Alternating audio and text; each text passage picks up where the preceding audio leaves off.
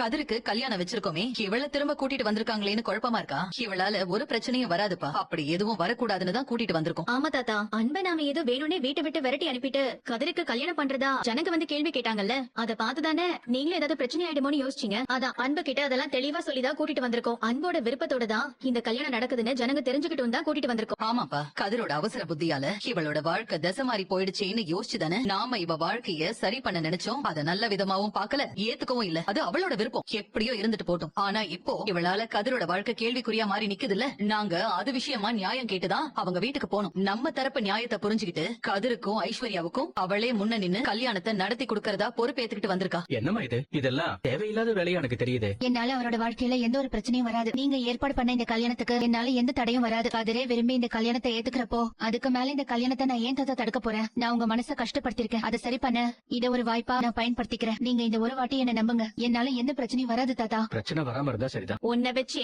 எப்படி ஊர் ஜனங்க வாய அடைக்கிறோன்னு மட்டும் பாரு. ஆக்சுவலா உனக்கு வேற வழியே கிடையாது. நாங்க சொல்றத நீ செஞ்சுதான் ஆகணும். எல்லாம் கை மீறி போயிட்டு இருக்கு பாண்டி. ஐஸுக்கு எம்எல்ஏ இப்படி ஒரு என்ன இருக்குன்னு நான் ஃபீல் பண்ணதே இல்லடா. நான் எப்பவோ யதார்த்தமா வாங்கி கொடுத்த பொருள் எல்லாம் பத்திரமா வச்சிருக்கா. எனக்கு என்ன சொல்றதுன்னு தெரியலடா. ஒரு பக்கம் என் அம்மா வேற இந்த கல்யாணம் நடக்கலனா ஐஷு தப்பான முடிவு எடுத்துருவா, அவ உசுரோட விளையாடாதான் சொல்லிட்டே இருக்காங்க. வெறுப்பா வருது. சமயம் எங்கயாவது கிளம்பி போயிடலாம் மாட்டேன். என்னென்ன பண்ணிட்டு இருக்க நீ? உன்னதான் கேக்குறேன். என்ன நான் என்ன பண்ணேன்? என் வேலையை பாத்துக்கிட்டு வீட்டுல பெரியவங்க சொல்றதெல்லாம் கேட்டுட்டு இருக்கேன். நீ என்ன சின்ன குழந்தையா? உனக்கா சரி எது தப்பு இதெல்லாம்